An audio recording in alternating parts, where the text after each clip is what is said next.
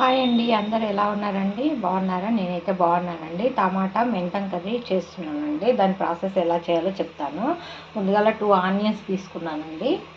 అవి కట్ చేసి కొంచెం ఆయిల్ వేసి జీలకర్ర ఆవాలు అన్నీ వేసి ఇగో మెంతం కూర వేసానండి.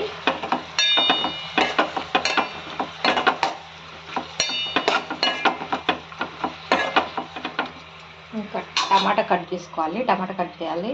ఇగో అల్లం వెల్లిపాయ పేస్ట్ రెడీ చేసుకుంటున్నాను. చూడండి, దీని ప్రాసెస్ ఏంటో నేను చూపిస్తాను. ఓకేనా? ఇదిగోండి, కొంచెం పసుపు కూడా వేసాను.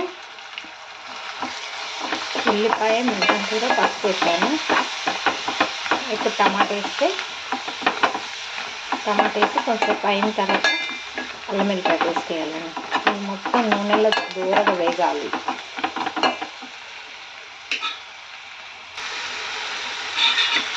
అది టమాటా కూడా వేసాను.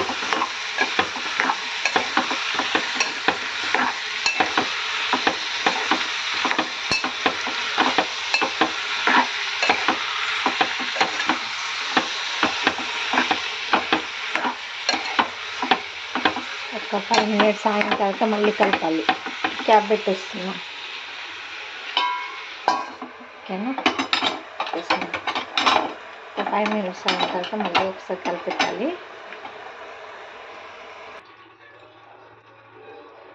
ఇదిగోండి, అల్లం వెల్లిపాయ కూడా వేసాను. కలుపుతున్నా. చూడండి, అల్లం వెల్లిపాయ పేస్ట్ వేసి కలుపుతున్నా.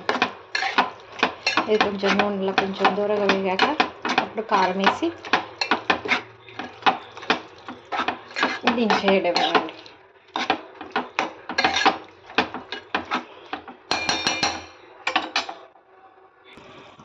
ఇదిగోండి, ఉప్పు కారం వేసాను. కర్రీకి సరిపడా ఉప్పు కారం వేసాను. ఇదిగోండి చూడండి, కారం సాల్ట్ పైన కలిపి కొంచెంసేపు దగ్గర పడేదాకా ఉంచాలండి. కొంచెం దగ్గరకు వచ్చేస్తే ఆయిల్ మీదకి వచ్చేస్తుంది. అప్పుడు కొత్తిమీర వేసి దించేసుకోవడమేనండి.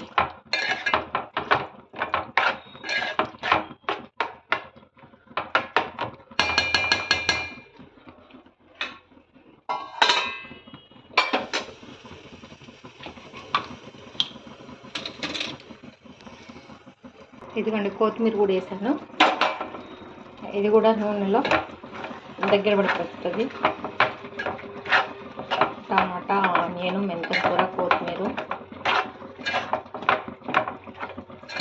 ఒకసారి నా స్టైల్లో వండి చూడండి, ఎంత బాగుంటుందో. టేస్టీగా ఉంటుంది.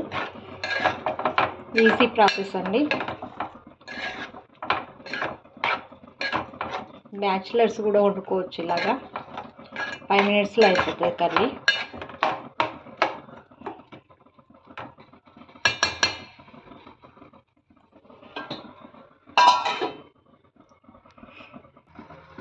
అన్నీ పర్ఫెక్ట్గా సరిపోయాయండి.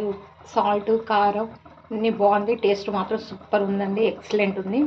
మీరు ఇంత అన్నం తినాల్సింది ఇంత తింటారండి ఈ కర్రీతోని.